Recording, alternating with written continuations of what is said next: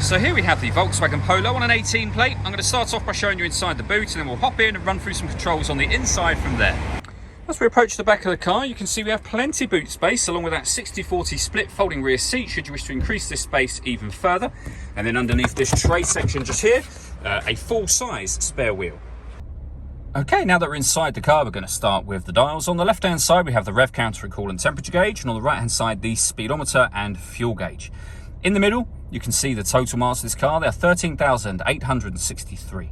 Above that, we have a digital readout for the speedometer being displayed. You can change that information for various bits of driving and trip computer information. There are other menus available to you as well. So assist systems, your audio, telephone, vehicle status, and then back around to the menu we started on. To go through those menus, the buttons are over here on the right-hand side of the steering wheel.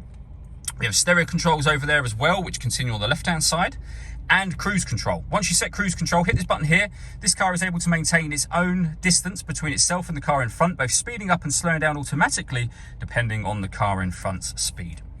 Over in the center, we then have the touchscreen. So we're on the radio menu at the moment. You can see that this car's got DAB, FM and AM radio. You can listen to your own music by hitting the media button. And again, a number of ways you can listen to your own music in this car, and they include Bluetooth audio.